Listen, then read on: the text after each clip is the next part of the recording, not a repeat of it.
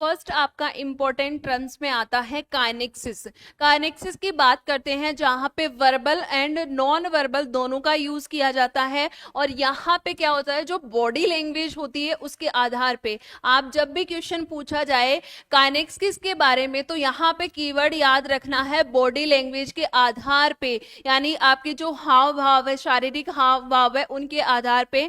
तो इसी टाइम पे मेहराबिया ने एक आपका यहाँ पे कम्युनिकेशन के आधार पे 3 वर्ड में इसको डिफाइन किया था कि जो आपका कम्युनिकेशन वर्ड है, यानी जब आप शब्द उपयोग करते हो उसका रोल कितना होता है 7%।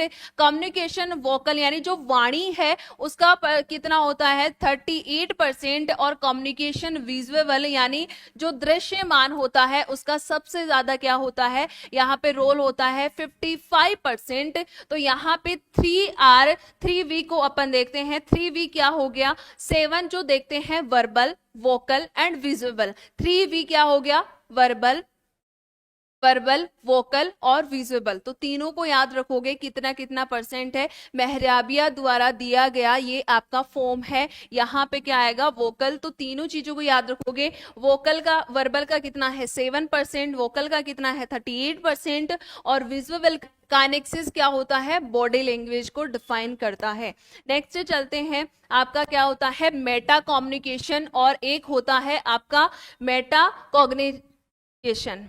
मेटा कम्युनिकेशन और एक होता है मेटाकॉग्नेट। मेटाकॉग्नेट वह होता है कि जब आप क्या कर रहे हो, खुद के बेसिस पे पढ़ के, यानी सोचने के बारे में सोचना, वो तो हो गया मेटाकॉग्नेटिव। और मेटा कम्युनिकेशन क्या होता है, जब यहाँ पे ये क्लास चल रही है, ये आपका कम्युनिकेशन का टॉपिक चल रहा है, तो अब जरूरी नहीं कि हर स्टूडेंट को एक जैसा समझ में आएगा, एक ही लेवल पे समझ में आएगा। हर व्यक्ति की जो अंडरस्टैंडिंग लेवल होता है वो अलग अलग होता है। हर प्रकार जो भी बात बोली जाती है तो हर व्यक्ति उसको अपने नजरिए से लेता है, तो वो क्या होता है मेटा कम्युनिकेशन, यानी संचार का संचार। ये कीवर्ड है जहां से कम्युनिकेशन का क्या होता है, कम्युनिकेशन यानी संचार के बारे में संचार। अब ये कम्युनिकेशन चल रहा है, अब ये जो कॉन्सेप्ट बताया जा रहा है इसके बारे में आप क्या सोचते हो, आप उसको किस तरीके से समझते हो, वो क्या हो गया मेटा कम्युनिकेशन। और जब आप क्या करोगे, आपके बेसिस पे, यानी आप अपने लेवल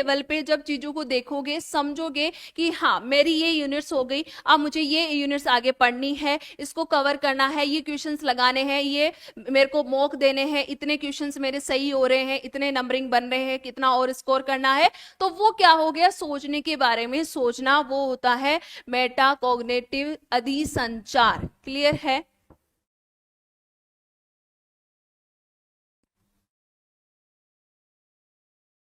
हाँ, आता होगा होम साइंस में भी। क्लियर है? दोनों वर्ड, मेटा कम्युनिकेशन क्या होता है, मेटा कॉग्निशन क्या होता है। नेक्स्ट अपन देखते हैं पैरा लैंग्विस्टिक। पैरा लैंग्विस्टिक होता है कि जो टोन होती है, जहां पे बात बोलने का तरीका सबका अलग अलग होता है। जैसे मान लो नॉर्मली मैं जैसे बोलती हूँ तो वहां पे ऐसे लगता है कि भाई हाँ क्या हो रहा है, जैसे गुस्से में बोल रहे हैं, कि फिर मैं सामने वाले को डिफाइन करती हूँ कि नहीं ये मेरी नॉर्मल टोन ही ऐसी है। तो जो बात बोलने का तरीका होता है उसे अपन क्या बोलते हैं, पैरा लिंग्विस्टिक बोलते हैं। ये आपके सारे क्या है लैटिन वर्ड्स हैं, तो इनको हिंदी में भी यही बोलते हैं और इंग्लिश में भी यही बोलते हैं। तो ये आप हिंदी इंग्लिश वाला करना नहीं है। यहाँ पे मेटा जो पैरा लिंग्विस्टिक है वो क्या कहलाता है, जो आपका बात करने का टोन है उसे बोलते हैं। फिर आता है फोनेमिस्टिक, जहां पे ध्वनि जो साउंड होता है, कुछ व्यक्ति क्या करते हैं बहुत स्लो बोलते हैं, कुछ व्यक्ति है जो बहुत हाई रोके बोलते हैं, तो वो क्या होता है कि जो ध्वनि उपयोग हो रही है उसे बोला जाता है। क्लियर है? ये वर्ड्स का जैसा मीनिंग दिया हुआ है वैसा ही याद करना है और इसी वे में याद करना है। हाँ, रिसर्च वाला पार्ट आता है, ऑलमोस्ट जो सेकंड पेपर्स होते हैं उनमें आता है। कॉमर्स में भी पूरा एक पार्ट दिया गया है। चलिए नेक्स्ट बात करते हैं आपका ओकोलिक्सिस होता है कि संप्रेक्षण में नेत्र यानी आई कांटेक्ट के माध्यम से क्या करना, संचार करना। अब यहाँ पे क्या होता है, कुछ जैसे कॉन्फिडेंस से जो व्यक्ति बात करता है वो क्या करेगा, सामने वाले से आई कांटेक्ट के थ्रू क्या करता है, बात करता है। तो वहां पे दिखता है ना कि हाँ सामने वाले में कॉन्फिडेंस है, तो वो क्या होता है, आई कांटेक्ट के माध्यम से जो कम्युनिकेशन होता है। फिर बात करते हैं प्रॉक्सिमिक्स। प्रॉक्सिमिक्स होता है कि पर्सनल स्पेस। अब प्रॉक्सिमिक्स कैसे को लेगोगी, जो एरिया होता है, स्थल होता है। अब आप क्या करते हो, जब यहाँ पे ऑफिस में जाओगे, ठीक है, अब मैं जैसे आपसे यहाँ पे बात कर रही हूँ इसी लैंग्वेज में, या फिर क्या करना इसी लैंग्वेज में, या फिर दूसरी जगह जैसे मेरी फैमिली होगी उनके साथ तो ऐसी बात नहीं करती ना मैं। तो ये क्या हो गया कि स्थल जो पहले से उसके आधार पे क्या करना, बातचीत करना, कि देखिए कि कौन सा एरिया है जहां पे मुझे किस प्रकार से बातचीत करनी है। वो हो गया आपका कौन सा, प्रॉक्सिमिक्स, जहां पे पर्सनल स्पेस या एरिया या स्थल के आधार पे संप्रेषण करना। क्लियर है, समझ में आ रही है? छोटे छोटे मीनिंग्स है, बस याद कर लेना। मेज द कॉलम वाला यहाँ से क्वेश्चन आपका पूछा जाता है, क्वेश्चंस पे लगाएंगे। फिर होता है हैप्टिक्स। हैप्टिक्स क्या होता है, जब आप किसी चीज को स्पर्श करके देखते हो टच के माध्यम से, वो कहलाता है आपका कौन सा, हैप्टिक्स।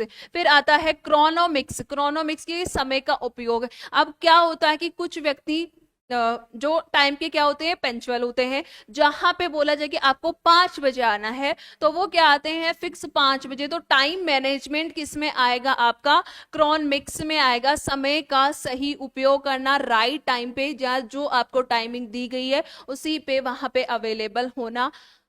क्लियर है, यहां तक चीजें समझ में आई? नहीं, एक बार में याद नहीं होगा, आप इसी प्रकार से नोट्स बना लेना तो उससे याद हो जाएगा। ठीक है, चलिए नेक्स्ट देखते हैं। आर्टिफैक्ट्स। आर्टिफैक्ट्स होता है कि जहां पे जो सिंबल्स है, अब आप सामने देखोगे कि कोई वर्दी में है ना, तो आप क्या बोलोगे कि हाँ पुलिस है। तो आपको कोई बताया तो नहीं किसी ने कि क्या है ये पुलिस है, लेकिन आपने उनके ड्रेस कोड के आधार पे क्या कर लिया, आइडेंटिफाई कर लिया। तो सिंबल्स के आधार पे जब होता है ना लेफ्ट जाने का, राइट जाने का, तो आपको कोई बोल थोड़ी रहा है, वहां पे ओनली सिंबल से आप समझते हो, तो वो होता है आर्टिफैक्ट्स। फिर होता है मीम्स। तो जब बोलते हैं ना मीम्स बन गई, मिमिक्री करना, जब शाहरुख खान की कोई मिमिक्री कर रहा है, तो वहां पे एक्टिंग के माध्यम से जो क्या हो रहा है, बिना बोले, आप बोल कुछ नहीं रहे हो, आप उसी इंसान की क्या कर रहे हो, एक्टिंग कर रहे हो, तो सामने वाले को समझ में आ रहा है किसके बारे में बताना चाह रहा है। वो होता है मीम्स। फिर होता है, एक होता है सेनोटिक्स, जहां पे अपन देखते हैं कि जो आपके सैंबल्स होते हैं, सैंबल्स हो गए कि राइट, लेफ्ट और टॉप, डाउन, ये सारे सैंबल्स काउंट होते हैं। एक होता है ओलिकेट्स, जहां पे जो स्मेल होती है, खुशबू होती है, उसके उसके आधार पे अपने को ऐसे लग जाता है कि हाँ आज तो कुछ अच्छा बन रहा है। तो वो क्या होगी, स्मेल के आधार पे चीजों को समझना।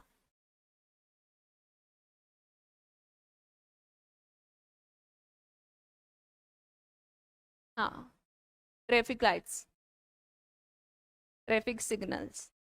ओके,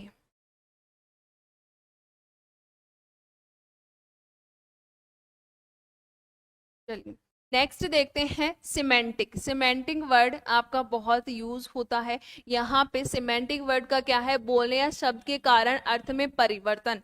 जब आप बोलना कुछ चाह रहे हो, सामने वाला समझ कुछ हो रहा है, तो क्या हो गया कि आपके बोलने के कारण क्या हो रहा है, जो शब्द वर्ड यूज कर रहे हो उसके कारण अर्थ परिवर्तन हो रहा है। जैसे मैंने यहाँ पे बोला दो, आपने क्या सुना, नो, तो ये क्या हो गया, शब्द के कारण, आपके बोलने के कारण या शब्द के अर्थ में परिवर्तन हो रहा है बोलने से। तो वो क्या होता है, आपका सिमेंटिक होता है। बोला मैंने दो, आपने क्या सुना, नो, तो वो क्या हो गया, सिमेंटिक। सिमेंटिक में एक वर्ड आता है जार्जन, शब्द जाल जिसको बोलते हैं, किसी विषय वस्तु के ज्ञान से उत्पन्न। जब क्या होता है, कोई पर्टिकुलर टॉपिक हो गया, कोई सब्जेक्ट हो गया, उसका क्या है आपको नॉलेज है, या फिर उसी के आधार पे क्या होता है जो कम्युनिकेशंस किए जाते हैं उसे बोलते हैं जार्जन। फिर आता है फैक्टिक। फैक्टिक थोड़ी यानी लिटिल बात, जो भी मेरे को बोलना था मैंने बोल दिया, ठीक है आप ये पीडीएफ ले लेना, नोट्स बना लेना, बात खत्म, इतना बोल के आपकी क्या हो गया, कन्वर्सेशन कंप्लीट हो गया। तो उसे बोलते हैं लिटिल टॉक के आधार पे क्या करते हो कम्युनिकेशन, उसे बोलते हैं फैक्ट। और टेक्सटाइल होता है टच स्पर्श के आधार पे। तो मुझे अब बता दो कि सारी चीजें जितने भी वर्ड्स बताए हैं क्या समझ में आ गए, या फिर डाउट है तो वो पूछ लीजिए एक बार।